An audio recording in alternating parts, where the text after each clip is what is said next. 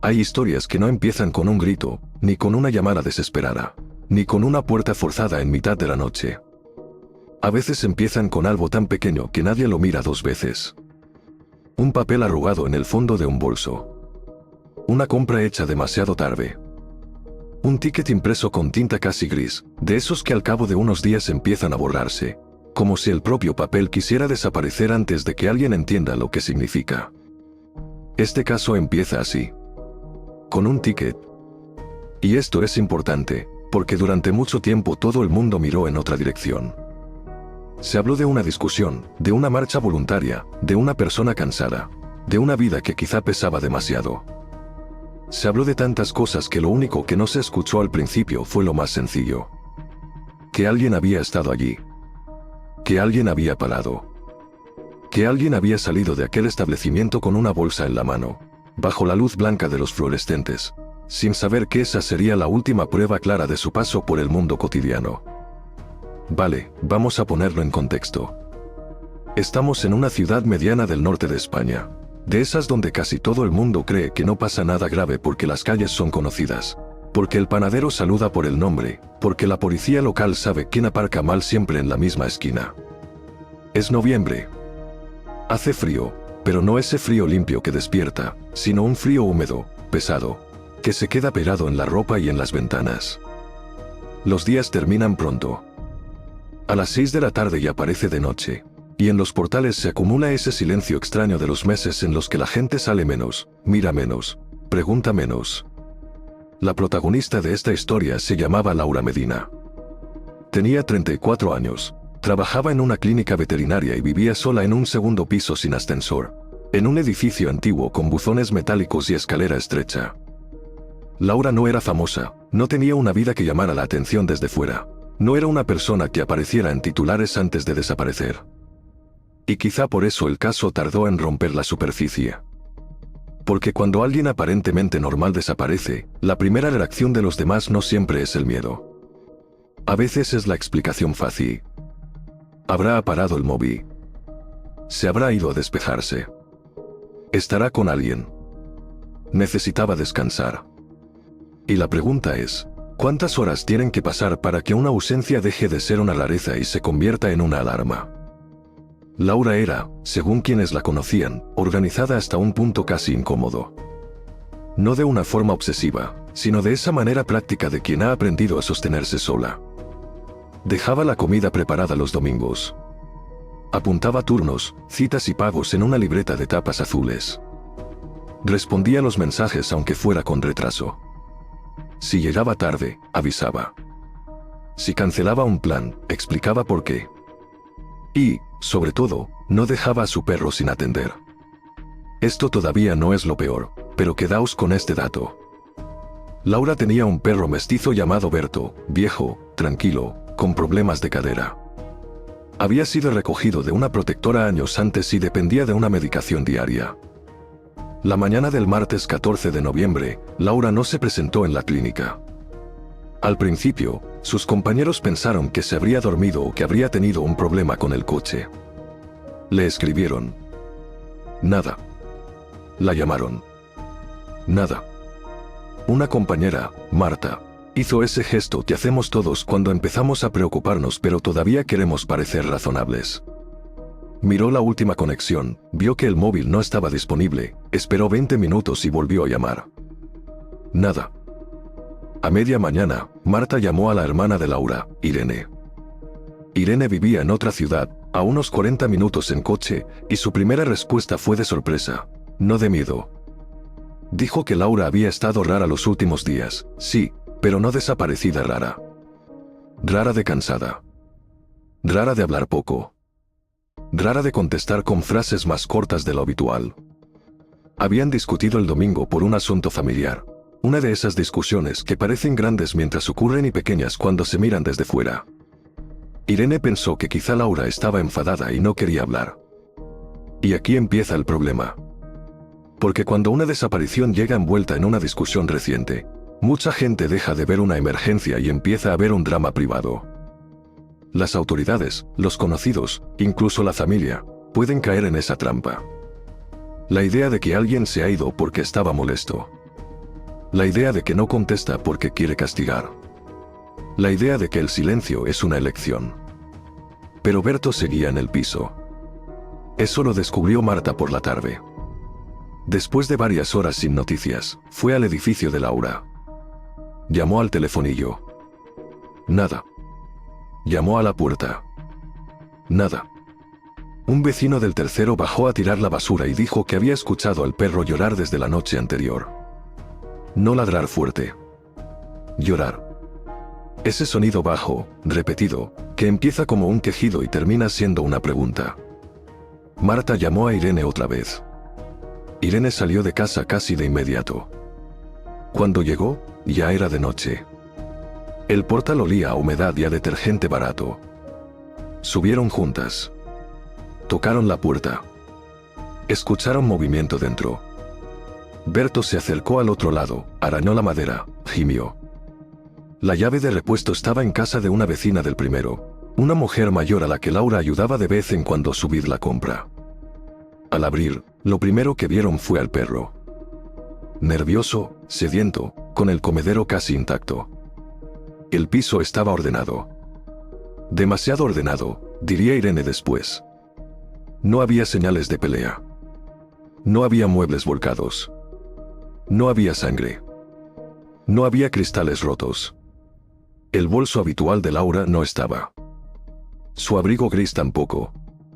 Faltaban sus llaves, su cartera y el móvil. En la encimera había una taza con restos de café seco. En el sofá, una manta doblada. En el baño, el cepillo de dientes. En el dormitorio, la cama hecha de cualquier manera, como si alguien se hubiera levantado con prisa, pero no con pánico. Hasta aquí tenemos una mujer que no va al trabajo, que no contesta llamadas, que deja a su perro solo y que parece haberse marchado con sus cosas básicas. Y eso, por sí solo, ya debería haber bastado para activar todas las alarmas. Pero no fue así. La primera denuncia se tomó con cautela. Esa palabra aparece mucho en historias como esta. Cautela. Como si fuera una virtud. Como si esperar pudiera no tener coste. Se registró la desaparición, sí. Se preguntó por amistades, parejas, problemas laborales, estado de ánimo. Se hizo lo habitual.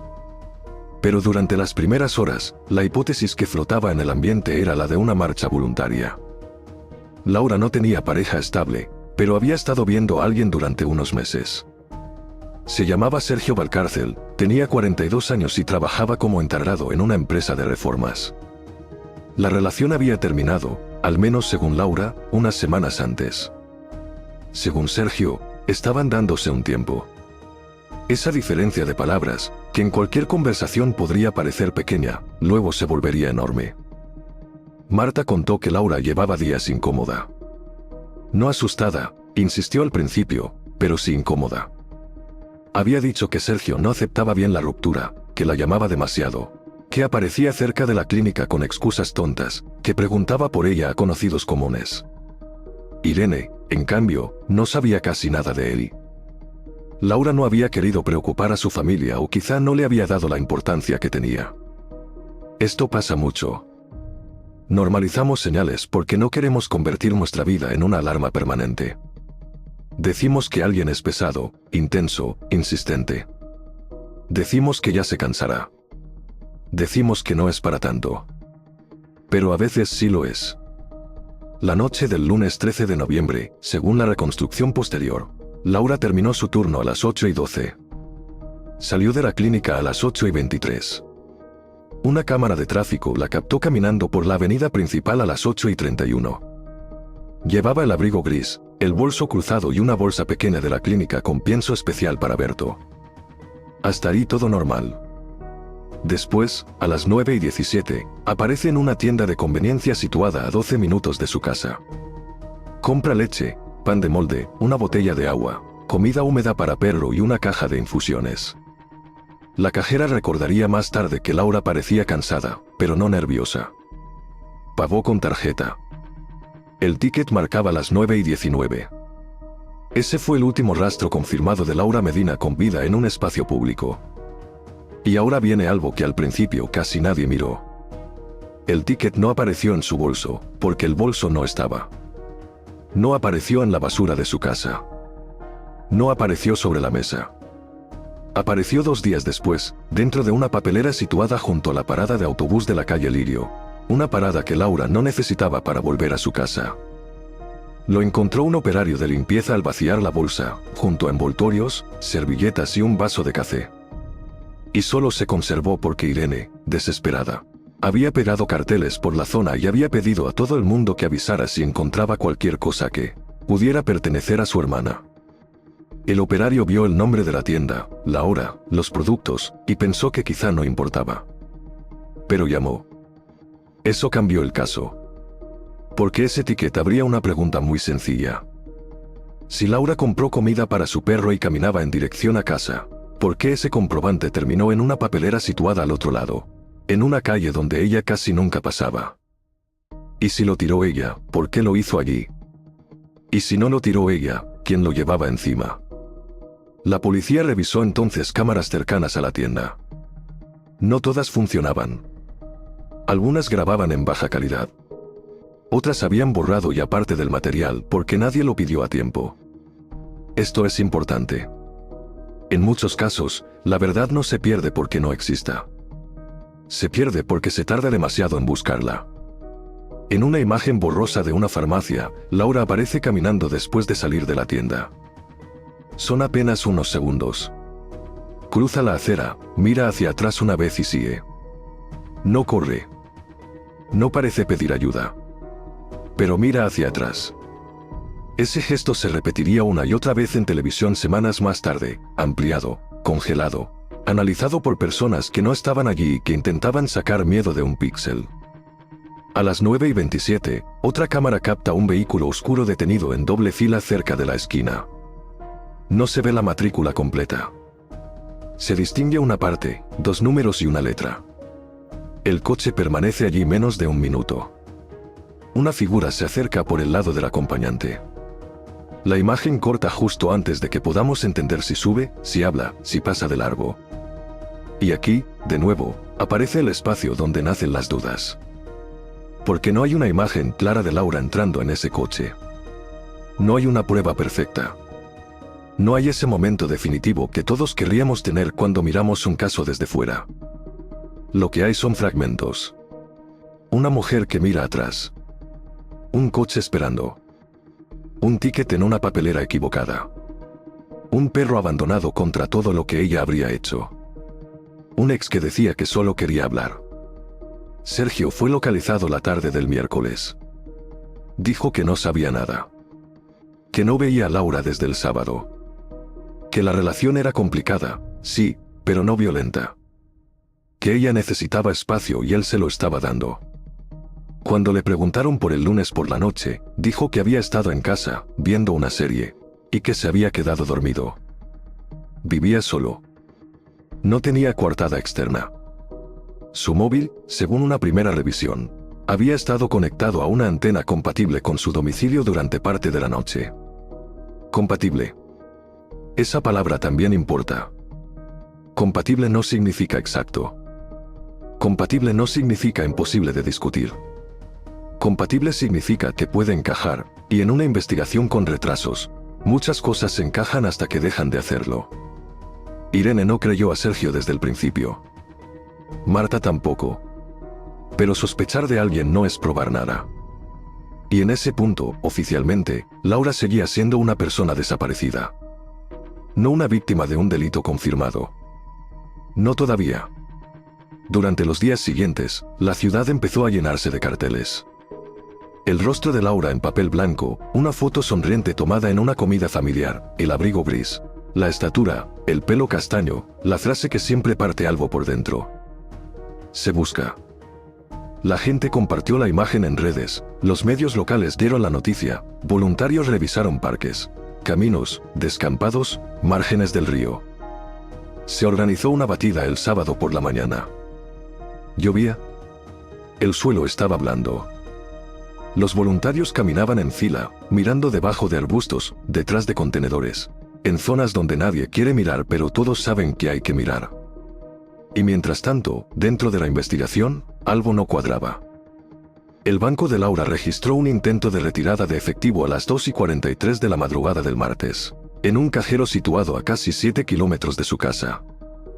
La operación fue denegada porque el PIN se introdujo mal 2 veces.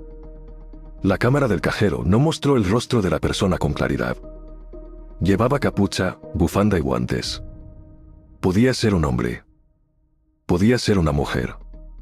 Podía ser alguien que conocía lo suficiente a Laura como para tener su tarjeta, pero no lo suficiente como para saber su clave. O podía ser alguien que la obligó a decirla y escuchó mal. Aquí las hipótesis empezaron a multiplicarse. La familia se aferró a un detalle. Si alguien intentó sacar dinero con su tarjeta, entonces Laura no se había ido voluntariamente. O al menos no se había ido de una forma libre y tranquila. Pero incluso eso fue discutido al principio. Hubo quien planteó que quizá ella misma había intentado retirar dinero y se había confundido por nervios. Hubo quien dijo que la imagen podía ser de Laura. Irene, al verla, se quebró. No por reconocerla, sino por lo contrario. Porque aquella figura no caminaba como su hermana. Porque aquella persona no tenía su postura. Porque Laura, incluso con frío, nunca se cubría así la cara. Y aquí es donde todo empieza a estrecharse. La última compra. El coche oscuro. La papelera equivocada. El cajero de madrugada. El perro esperando en casa. Sergio diciendo que dormía. Y una ciudad entera empezando a entender que quizá la primera versión, la cómoda, la de la marcha voluntaria, había sido una forma de perder tiempo. Pero el caso todavía no había mostrado su parte más oscura. Porque lo que nadie sabía en esos primeros días era que el último ticket no solo decía lo que Laura había comprado. También guardaba, en el reverso, una marca casi invisible que alguien estuvo a punto de tirar para siempre. Una presión de tinta, una huella parcial, un contacto mínimo entre un dedo y un papel húmedo. Algo tan pequeño que parecía inútil, hasta que alguien decidió mirarlo con la atención que debió ponerse desde el principio. Y entonces la historia dejó de ser la desaparición de una mujer que quizás se había marchado y empezó a convertirse en la reconstrucción lenta de una noche en la que cada minuto importaba, cada silencio pesaba, y cada explicación fácil empezaba a caerse por su propio peso mientras la pregunta principal seguía creciendo. En mitad de todos. ¿Qué pasó con Laura después de salir de aquella tienda? Y esa pregunta empezó a dividirse en preguntas más pequeñas. ¿A qué hora dejó Laura de caminar libremente? ¿En qué punto perdió el control de su teléfono? ¿Quién tuvo su tarjeta? ¿Quién conocía sus hábitos lo suficiente como para saber que dejar abierto solo haría saltar las alarmas? ¿Y por qué alguien se arriesgaría a usar un cajero de madrugada si todavía existía la posibilidad de que Laura apareciera viva? Mirado desde fuera, el ex insistente, el coche oscuro y el intento de retirar dinero parecían formar una línea evidente. Pero una investigación real es mucho más sucia. Hay llamadas, papeles, horarios que no encajan, cámaras que no enfocan, testigos que recuerdan tarde y familiares que están viviendo las peores horas de su vida mientras intentan ser útiles sin romperse por dentro. Irene empezó a hacer algo que después resultaría fundamental. Tomó una libreta azul de Laura y reconstruyó sus últimos días con una precisión casi dolorosa.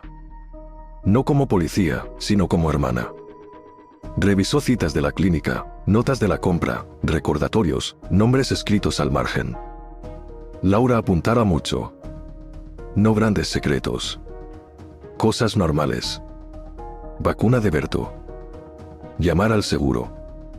Comprar bombillas. Revisar el recibo.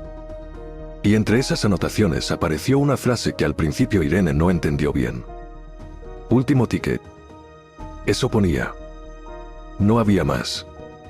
2 palabras escritas junto al lunes 13, en letra pequeña, como si Laura se hubiera dejado una nota para recordar algo. Irene pensó en la compra de la tienda, claro. Pero ¿por qué escribir eso antes de comprar? ¿Por qué llamar último a un ticket si todavía no había ocurrido nada? La policía lo tomó con interés, pero también con cautela. Podía referirse a cualquier cosa. A veces, una frase parece una pista porque queremos que lo sea. Pero Irene insistió. Según ella, Laura llevaba semanas preocupada por unos cargos pequeños en su cuenta. Importes de 10, 12, 15 euros. No eran grandes cantidades. No bastaban para pensar en un fraude grave. Pero Laura los había visto. Había guardado tickets para compararlos con movimientos bancarios. Había comentado a Marta que creía que alguien estaba usando algún dato suyo o que algún comercio le cobraba de más. Marta lo recordó al oírlo. Dijo que sí, que Laura había bromeado con que iba a convertirse en detective de sus propios recibos. Quedaos con este dato, porque parece una anécdota y no lo era. La tarde antes de desaparecer, Laura había ido al banco. No para retirar dinero, sino para preguntar por esos movimientos. Allí le dijeron que algunos cargos correspondían a pagos presenciales, hechos con tarjeta física o con una tarjeta vinculada al móvil. Laura salió inquieta. Llamó a Irene, pero Irene no pudo contestar. Después le mandó un mensaje diciendo que ya hablarían, que tenía una cosa rara que contarle. Ese mensaje sí estaba en el móvil de Irene. Sin dramatismo. Nada más. El teléfono de Laura, en cambio, seguía sin aparecer. La compañía aportó datos de conexión. La noche del lunes, el móvil estuvo activo hasta las 16. Después dejó de emitir señal durante casi 2 horas.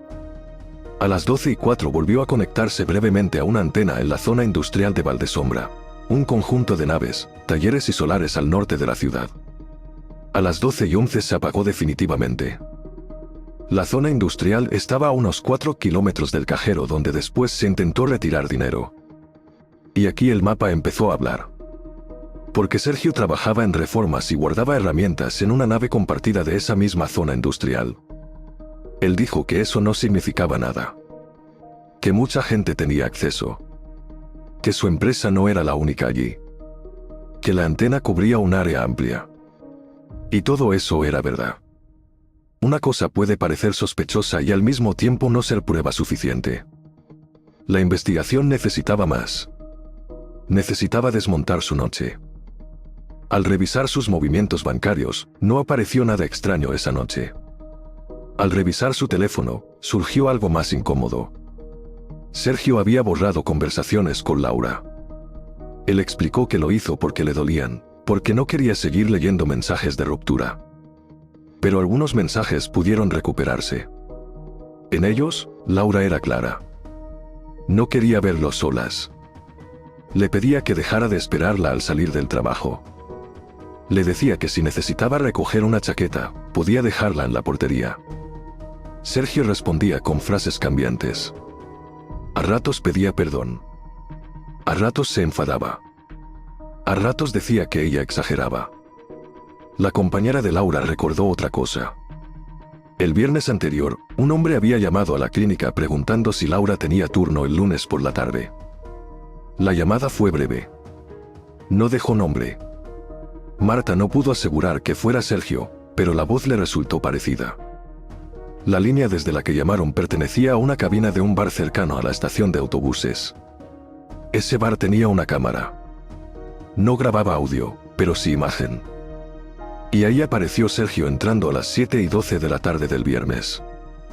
Salió 7 minutos después. Él dijo que había ido a tomar un café. Puede ser. Pero el café no aparecía en la cuenta. Y la llamada se hizo desde allí. A partir de ese momento, la investigación dejó de caminar y empezó a empujar. Se pidió una revisión más amplia de cámaras. Se rastrearon matrículas parciales. Se habló con vecinos, conductores, empleados de gasolineras. El coche oscuro que aparecía cerca de Laura resultó ser un sedán viejo, posiblemente azul marino o negro, con un golpe en la defensa trasera. Sergio tenía un coche gris oscuro con un golpe antiguo en la defensa. Cuando se le preguntó por ese golpe, dijo que llevaba meses así. Cuando se revisaron fotos de redes sociales de semanas anteriores, el golpe no aparecía. Vale, hasta aquí tenemos demasiadas coincidencias, pero todavía falta algo que ate la historia. Porque un coche parecido no basta. Una relación rota no basta. Mensajes borrados no bastan. Estar cerca de una zona industrial no basta. En un caso serio, la sospecha no puede ocupar el lugar de la prueba. Entonces llegó el informe del ticket.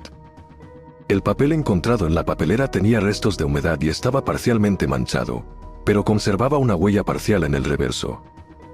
No era completa. No permitía una identificación perfecta por sí sola.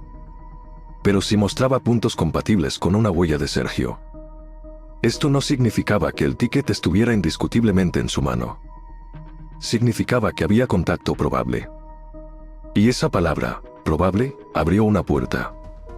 Sergio dijo que jamás había visto ese ticket. Luego, cuando le explicaron que podía haber una huella suya, cambió la versión. Dijo que quizá Laura se lo había dado días antes, que quizá había tocado papeles suyos en el coche, que quizá el ticket no era de esa compra. Pero el ticket tenía la fecha, la hora y los productos. El margen para el quizás se estaba estrechando. Y aún así, el caso no era sencillo. Porque si Sergio había interceptado a Laura después de la tienda, ¿cómo logró que subiera al coche? La amenazó. La convenció. Le pidió hablar solo un momento. Se ofreció a llevarla porque llovía. Recordad que no había señales de violencia en la calle. Nadie escuchó gritos. Nadie llamó a emergencias. En los casos reales, muchas víctimas no son arrastradas a la fuerza en mitad de una avenida.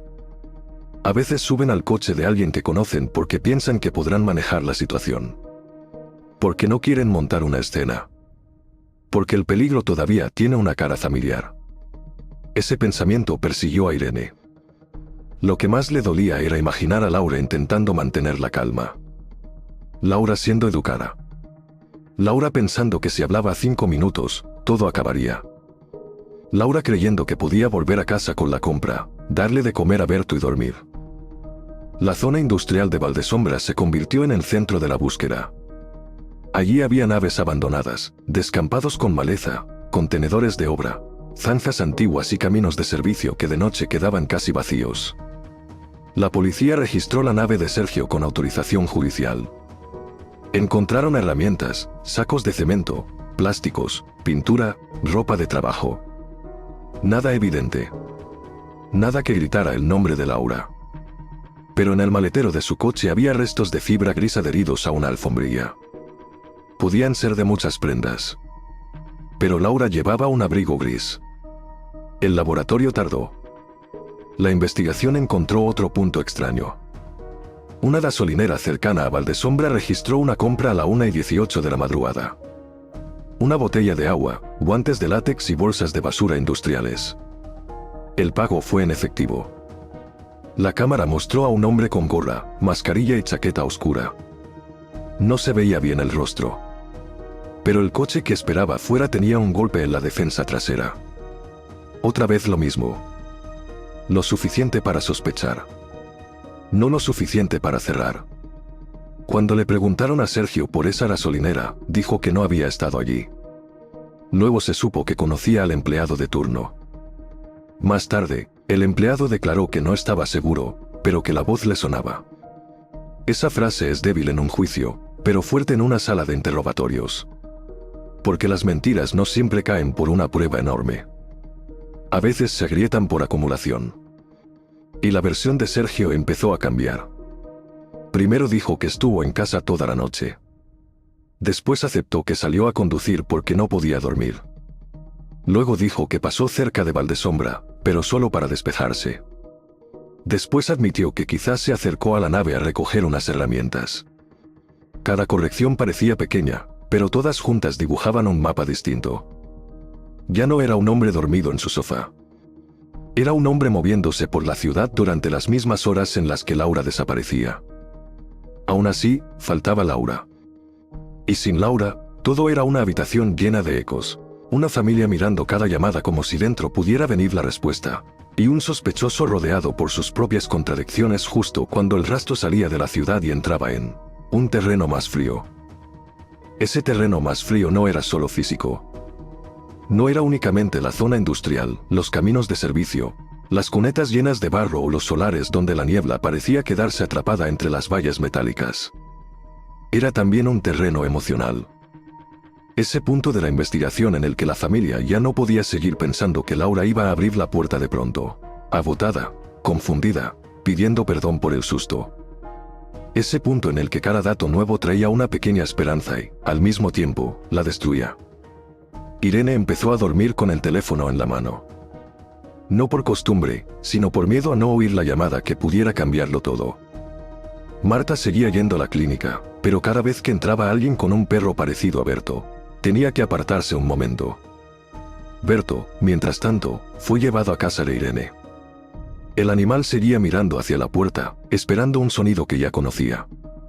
Y eso, en los casos de desaparición, tiene una crueldad especial. Porque los animales no entienden investigaciones, hipótesis ni tiempos judiciales. Solo entienden que alguien no vuelve. La búsqueda en Valdesombra se amplió hacia el norte, siguiendo una carretera secundaria que atravesaba pequeñas parcelas, talleres abandonados y una zona de monte bajo donde la cobertura telefónica era irregular. El último pin del móvil de Laura no daba un punto exacto, pero sí un área. Un área demasiado grande para encontrar algo rápido y demasiado pequeña para ignorarla.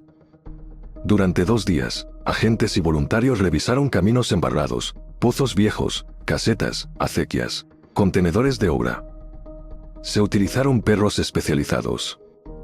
Se revisaron cámaras de una planta de reciclaje. Se pidió colaboración a transportistas que hubieran pasado por la zona aquella noche. Y entonces apareció un testigo tardío. Un camionero que hacía reparto nocturno recordó haber visto un coche detenido en un apartadero cerca de la carretera de San Román, entre las 12:30 y la 1 de la madrugada. No lo dijo antes porque no sabía que pudiera tener importancia. Había visto un coche parado con las luces apagadas y una persona de pie junto al maletero. Pensó que era una avería, una llamada, cualquier cosa. En esa carretera, la gente se detiene a veces. No era una escena claramente criminal. Pero al ver la noticia en televisión y reconocer el tipo de coche, llamó. Su declaración no era perfecta. Estaba oscuro. Lloviznaba. Había pasado rápido. No podía identificar al conductor. Pero ubicaba un coche compatible con el de Sergio en una zona que hasta ese momento no estaba en el centro del mapa. Y esa zona tenía algo más. A unos cientos de metros había una antigua cantera, cerrada desde hacía años, rodeada por una valla oxidada que cualquiera podía cruzar por varios huecos. Esto es importante porque, cuando la investigación se desplaza a unos cientos de metros, cambia todo. Cambia el terreno. Cambia la lógica. Cambia la posibilidad de que alguien haya improvisado o de que conociera el lugar de antemano. Sergio conocía esa cantera. Había trabajado en una reforma cercana 2 años antes. Eso se supo por un contrato antiguo encontrado en los archivos de su empresa. Él lo admitió, pero intentó restarle importancia. Dijo que mucha gente conocía esa zona, que no era ningún secreto, que los chavales iban allí a beber, que los cazadores aparcaban cerca, que los caminos estaban llenos de huellas imposibles de separar. Y tenía razón en parte. El lugar estaba contaminado de vida ajena. Había botellas, neumáticos, restos de hogueras, bolsas viejas, huellas de botas, marcas de ruedas. Un escenario terrible para buscar una verdad limpia. Pero una verdad no siempre necesita aparecer entera. A veces basta con que una pieza se niegue a encajar con la mentira. La pieza fue una tira de tela gris. La encontró uno de los perros de búsqueda en un talud junto a la entrada lateral de la cantera. Estaba enganchada en unas zarzas, húmeda, sucia, casi irreconocible. Podía ser de cualquier prenda, pero Irene la vio y se llevó la mano a la boca antes de que nadie dijera nada. No porque pudiera afirmarlo con certeza, sino porque conocía el abrigo de Laura. Había visto ese tejido, ese gris un poco azulado, ese forro interior más claro. La tira fue enviada al laboratorio. Mientras tanto, la presión mediática crecía. Y aquí hay que detenerse un momento. Porque cuando un caso empieza a ocupar titulares, la investigación gana fuerza, pero también ruido. Aparecen supuestos videntes, rumores, perfiles falsos, vecinos que creen haber visto algo, personas que opinan sobre la vida íntima de la víctima como si eso fuera una pista. Se empieza a hablar de Laura en pasado y en presente a la vez. Se analiza su carácter, sus relaciones, su ropa, sus decisiones. Y la familia tiene que escuchar todo eso mientras espera una llamada oficial. Una periodista local, Clara Navas, publicó entonces un dato que incomodó a muchos. Laura había presentado una consulta previa en dependencias policiales 3 semanas antes por el comportamiento de Sergio. No una denuncia formal. una consulta. Había preguntado qué podía hacer si alguien no dejaba de llamarla y aparecer cerca de su trabajo. Según la reconstrucción posterior, se le explicó que podía denunciar si había amenazas claras, pero Laura no quiso dar ese paso en ese momento. Tenía miedo de exagerar. Tenía miedo de que aquello empeorara. Tenía miedo de convertir una ruptura en una guerra. La pregunta es inevitable. ¿Qué habría cambiado si esa consulta se hubiera tratado como una señal temprana de riesgo? ¿Qué habría cambiado si Laura hubiera sentido que no necesitaba esperar a una amenaza explícita para pedir ayuda? ¿Qué habría cambiado si el entorno hubiera visto la insistencia de Sergio no como romanticismo torpe, no como dolor de hombre abandonado, sino como control? No podemos inventar una respuesta. Pero sí podemos mirar el resultado. El laboratorio confirmó que la fibra del maletero de Sergio era compatible con el abrigo de Laura. Compatible otra vez. No concluyente por sí sola. Pero el ADN en la tira de tela encontrada en la cantera sí correspondía a Laura. No había sangre visible. No había una prueba directa de agresión en ese fragmento.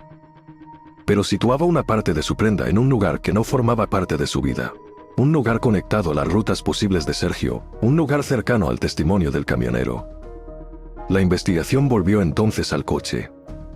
Durante el primer registro no se había encontrado nada definitivo. Pero en una segunda inspección, más minuciosa, se desmontaron partes del maletero. Bajo el revestimiento lateral, en una zona difícil de limpiar, aparecieron restos biológicos mínimos. La cantidad era pequeña. La degradación, alta. Pero el perfil genético parcial era compatible con Laura. La defensa diría después que eso podía explicarse por contactos previos. Que Laura había subido al coche en otras ocasiones. Que una fibra, un cabello o una célula podían permanecer allí durante semanas. Y sí, eso es posible. Por eso una investigación no se construye con una sola pieza. Se construye con la forma que todas adoptan juntas. El juez autorizó la detención de Sergio. Fue arrestado a primera hora de la mañana, cuando salía de su piso. No hubo persecución, no hubo escena espectacular, no hubo esa teatralidad que a veces imaginamos. Solo una calle todavía medio vacía, dos agentes acercándose y un hombre que primero pareció no entender. Luego se enfadó, luego pidió llamar a su abogado. Durante el interrogatorio mantuvo que no había matado a Laura. Dijo que la quería. Dijo que todos estaban usando su dolor contra él. Dijo que la policía necesitaba un culpable y que él era el candidato perfecto. Y aquí conviene ser muy claros. En ese momento, Sergio era sospechoso. No condenado. Las pruebas lo rodeaban, pero la verdad judicial todavía tenía que formarse. El respeto a Laura exigía buscarla. El respeto al proceso exigía probar cada paso. Y el respeto a la audiencia exige no convertir una sospecha en sentencia antes de tiempo. Pero las contradicciones siguieron. Cuando le enseñaron la imagen del coche cerca de la tienda, dijo que no podía ser el suyo porque esa noche no había pasado por allí. Luego los investigadores mostraron datos de una cámara privada de un garaje que captaba una parte de la misma avenida. La matrícula no se veía completa, pero el golpe en la defensa, la pegatina antigua en la luna trasera y una mancha clara en la puerta del conductor coincidían con su vehículo. Sergio entonces dijo que pudo haber pasado, pero que no recordaba la hora. Que había ido a buscar tabaco. Que quizás se cruzó con Laura, pero no habló con ella. Esa fue otra versión. Después apareció una llamada.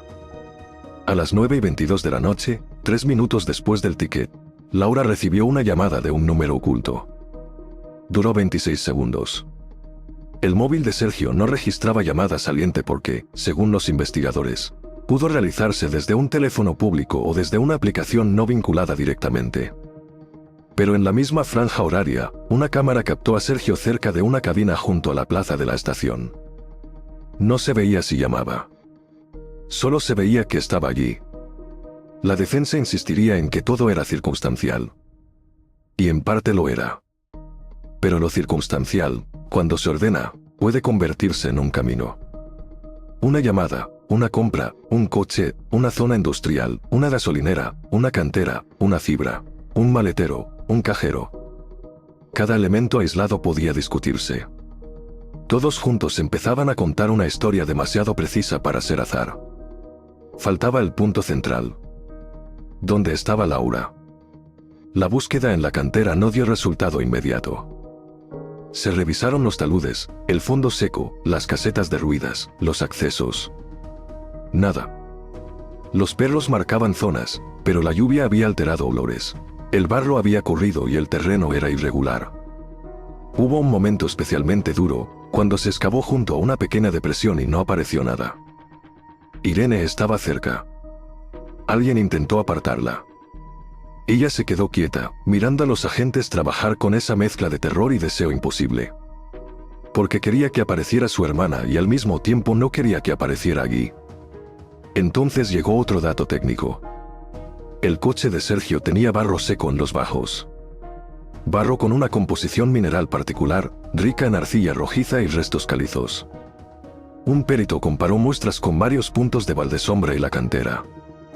La coincidencia más fuerte se daba no en la entrada principal, sino en un camino secundario que bajaba hacia una antigua balsa de decantación, una zona más escondida, rodeada de cañas y casi invisible desde la carretera.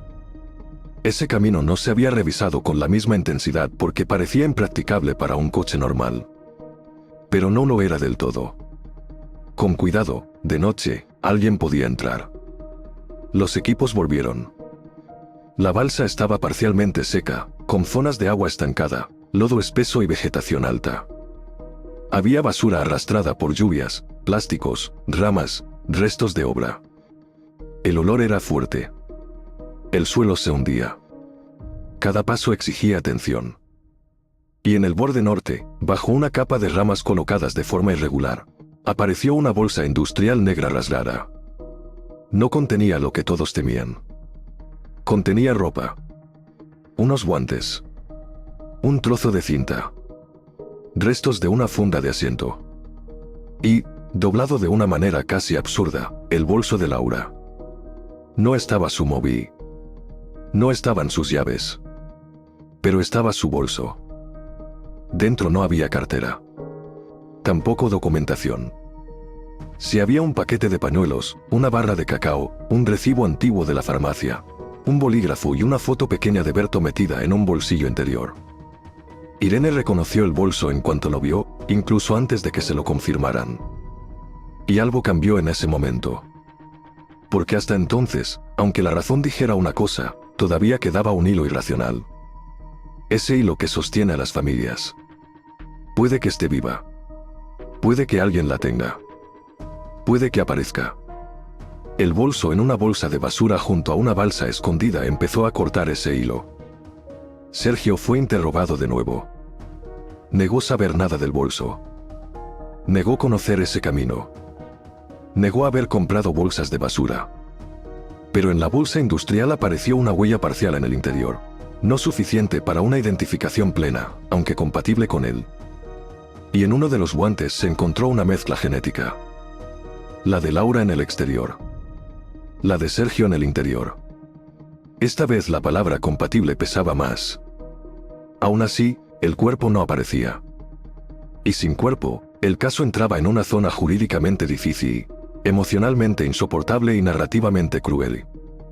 Porque todo apuntaba hacia una noche concreta, hacia una persona concreta, hacia un espacio concreto, pero todavía faltaba lo que para la familia era lo único verdaderamente importante. Encontrarla. La presión sobre Sergio aumentó. Su abogado recomendó silencio. Él dejó de responder muchas preguntas. Pero hubo un momento, según fuentes cercanas a la investigación, en el que al mencionarle a Berto cambió el gesto. No al hablar de la fibra, ni del coche, ni de la cantera. Al hablar del perro. Un investigador le dijo que Laura nunca lo habría dejado solo. Sergio bajó la mirada. No confesó. No dijo dónde estaba. Solo murmuró que las cosas se habían ido de las manos. Esa frase no era una confesión completa.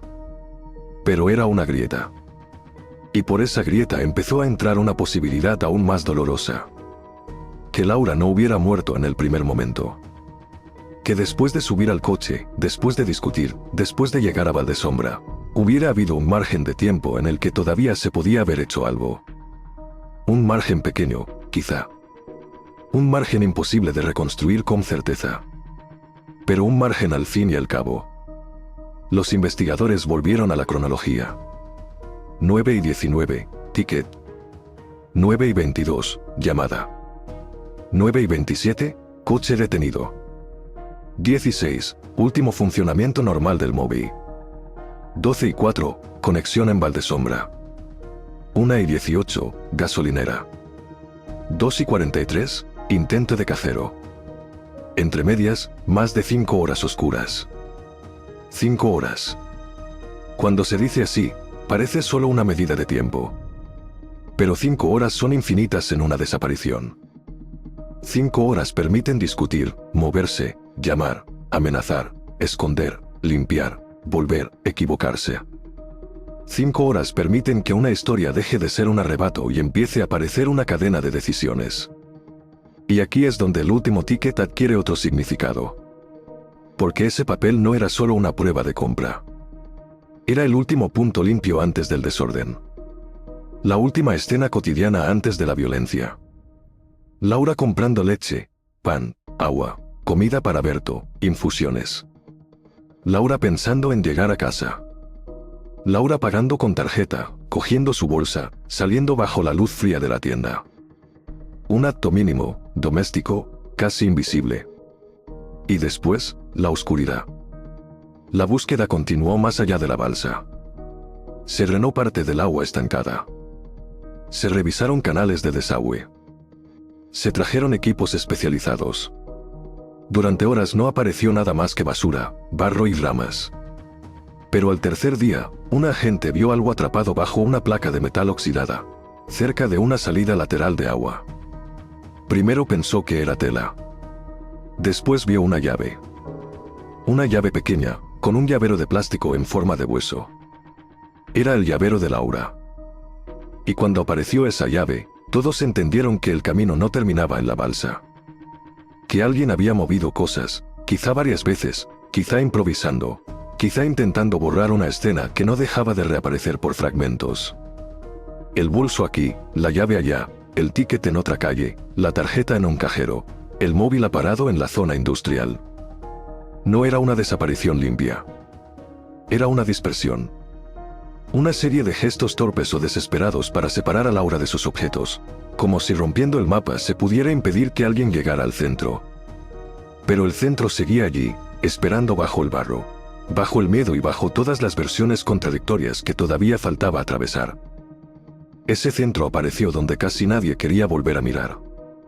No fue en el punto más visible de la cantera, ni en la balsa donde habían encontrado el bolso, ni junto al camino secundario donde el barro coincidía con los bajos del coche.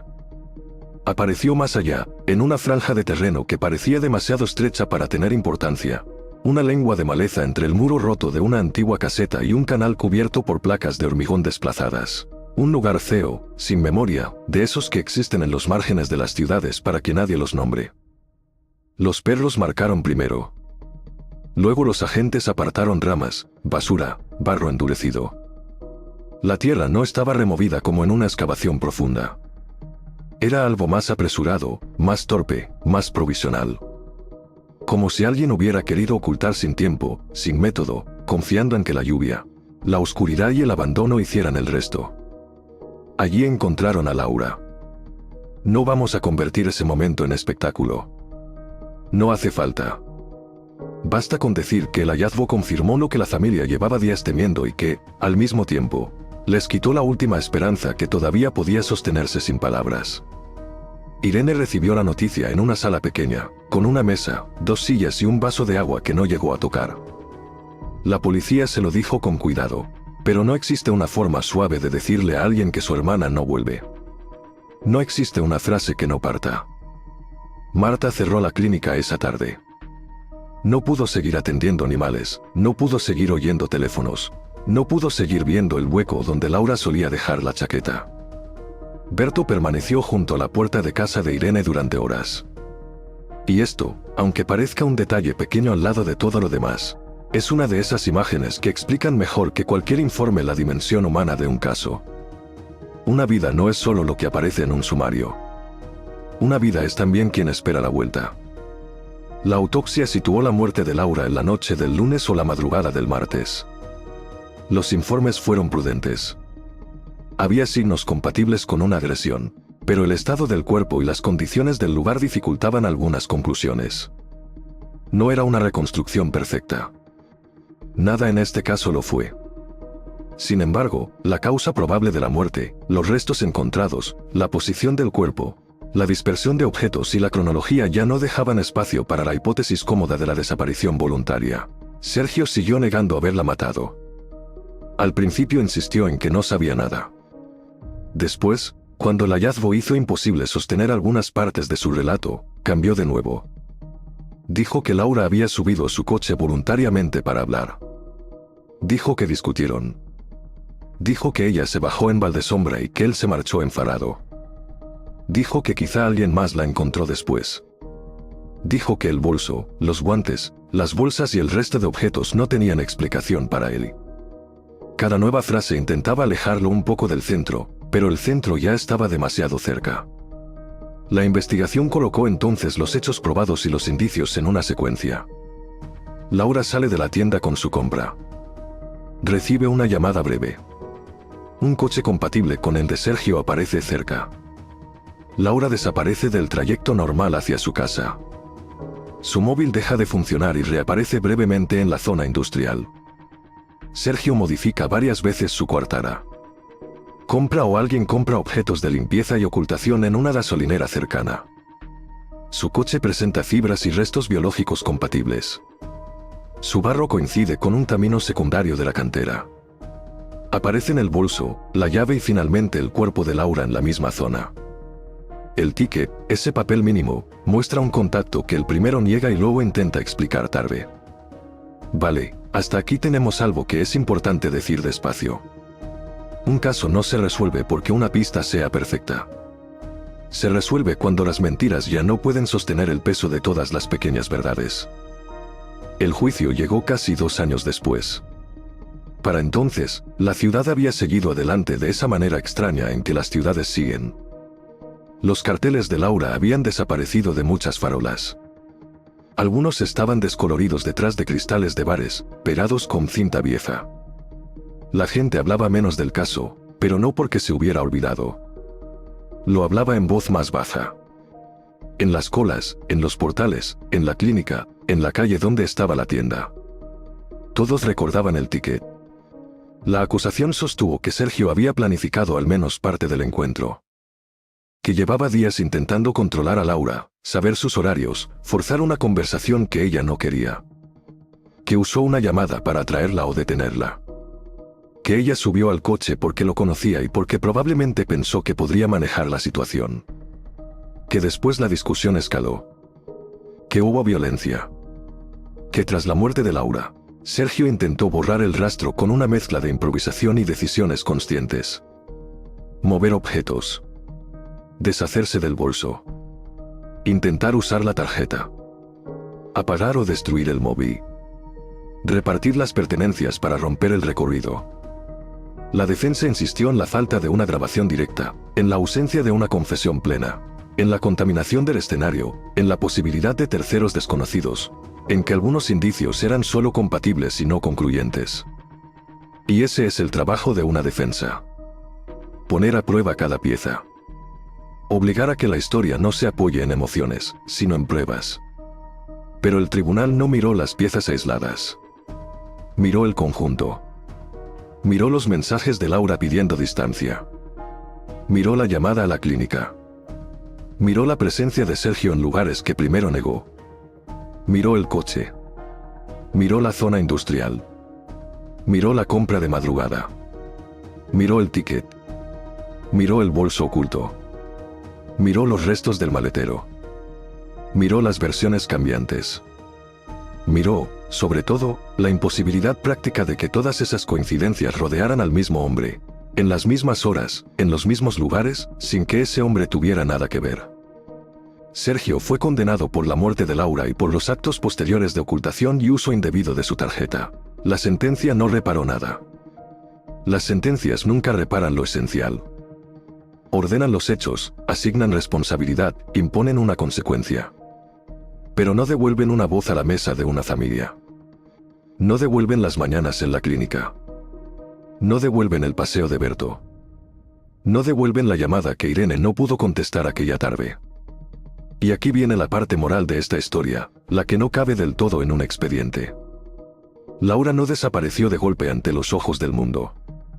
Laura fue desapareciendo antes, en señales pequeñas que no siempre fueron leídas con la gravedad que merecían. Un hombre que no acepta una ruptura. Un horario preguntado desde una cabina.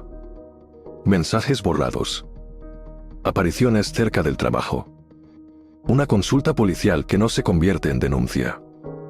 Una familia que sabe poco porque la víctima intenta no preocupar. Un entorno que quizá piensa que insistir no es tan grave. Y luego, cuando ya es tarde, todo el mundo mira atrás y ve el dibujo completo. Pero las víctimas no viven con el dibujo completo. Viven dentro del minuto siguiente. Dentro de la duda. Dentro de la vergüenza de pedir ayuda. Dentro del miedo a que les digan que exageran. Dentro de la esperanza de que la otra persona se canse, se calme, entienda. Por eso es tan peligroso romantizar la insistencia. Por eso es tan peligroso llamar amor a lo que en realidad es vigilancia. Por eso es tan peligroso esperar a que haya una amenaza clara para creer que alguien puede estar en riesgo. El último ticket no era una pista espectacular. No tenía el brillo de las grandes pruebas de laboratorio ni la contundencia de una cámara perfecta. Era un pedazo de papel. Un resto de una compra común. Leche, pan, agua, comida para perro, infusiones. Una lista doméstica. Una vida normal en 5 productos. Y quizá por eso golpea tanto. Porque la violencia no siempre irrumpe en una escena extraordinaria. A veces aparece justo después de comprar lo necesario para volver a casa. Durante el juicio, Irene dijo algo que quedó flotando en la sala. Dijo que su hermana no era un caso, que era una persona que había hecho planes para el día siguiente. Tenía razón. Laura había dejado comida preparada. Tenía citas anotadas. Tenía un perro esperando. Tenía una conversación pendiente con su hermana. Tenía una vida sin terminar. Y eso es lo que a veces se pierde cuando contamos True Crime. Nos obsesionamos con el culpable, con el giro, con la prueba, con la contradicción. Y sí, todo eso importa. Importa porque la verdad necesita estructura. Importa porque la justicia necesita hechos. Pero al final, lo que queda no es el ingenio del criminal ni el misterio del ticket. Lo que queda es Laura saliendo de una tienda un lunes por la noche, con una bolsa en la mano, pensando seguramente en llegar a casa. También queda una pregunta incómoda para todos. ¿Qué hacemos cuando alguien nos dice que una persona no acepta un límite? ¿Qué hacemos cuando una amiga nos cuenta que alguien la espera donde no debería? ¿Qué hacemos cuando una expareja insiste, llama, aparece, pregunta horarios, fuerza conversaciones? ¿Miramos con la seriedad que merece o lo reducimos a una ruptura difícil? ¿Decimos que denuncie y nos apartamos, o la acompañamos de verdad? Entendemos que el miedo no siempre se expresa como pánico, que a veces se expresa como cansancio, como incomodidad, como una frase pequeña dicha en voz baja. En este caso, la justicia llegó. Llegó tarde para Laura, pero llegó. Y aún así, la sensación que deja no es alivio completo. Es una mezcla amarga. Porque hubo errores, demoras y dudas iniciales. Porque hubo cámaras que se pidieron tarde. Porque la primera explicación fue demasiado cómoda. Porque Berto llevaba horas solo y eso ya era una alarma enorme. Porque la consulta previa de Laura debió haber pesado más. Porque muchas señales estaban delante de todos, pero no todas fueron vistas a tiempo. Eso no significa que cada desaparición se pueda resolver en las primeras horas, ni que cada investigación sea simple, ni que cada señal permita prever una tragedia. Sería injusto decirlo así. Pero sí significa que el tiempo importa. Que las intuiciones de quienes conocen a una víctima importan. Que una hermana diciendo ella no haría esto merece ser escuchada con atención. Que un perro abandonado, una libreta ordenada, una compra reciente y un móvil apagado no son detalles menores. Son el borde de una historia que puede cerrarse o perderse. El ticket terminó guardado como prueba, dentro de una funda, protegido de la humedad y del olvido. La tinta se fue debilitando con el tiempo, pero su significado no. Aquel papel marcaba el último acto cotidiano de Laura y, al mismo tiempo, el primer hilo que permitió tirar de la noche. Sin él, quizá la papelera de la calle Lirio no habría importado. Sin esa papelera, quizá el recorrido se habría retrasado más. Sin el recorrido, quizá la cantera habría tardado más en aparecer. Y en una investigación así, cada retraso es una forma de oscuridad. Por eso esta historia se llama El último ticket. No porque el papel sea más importante que Laura. Al contrario. Porque ese papel nos obliga a verla en su humanidad más sencilla. No como una foto en un cartel. No como un nombre en una sentencia. No como una víctima resumida por su final. Sino como una mujer que salió de trabajar, compró cosas para su casa, pensó en su perro, caminó bajo el frío de noviembre y se cruzó con alguien que no aceptó su derecho a seguir adelante. Más allá del morbo, lo que queda aquí es una historia de señales ignoradas, de límites no respetados, de una investigación que tuvo que corregirse sobre la marcha y de una familia que empujó hasta que cada fragmento empezó a hablar. Queda la importancia de escuchar antes de que sea tarde. Queda la necesidad de tomar en serio la incomodidad, la insistencia, el control disfrazado de preocupación. Queda también la certeza de que la vida de una persona no se mide por su final, sino por todo lo que le fue arrebatado. Laura no volvió a casa aquella noche.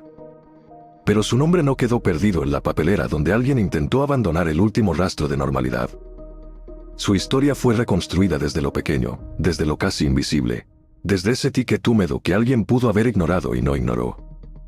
Y tal vez esa sea la última reflexión que merece quedarse con nosotros. A veces la verdad no aparece como un golpe enorme. A veces está doblada en el fondo de una bolsa, manchada de lluvia, esperando a que alguien la mire el tiempo suficiente para entender que una vida entera puede depender de un detalle mínimo.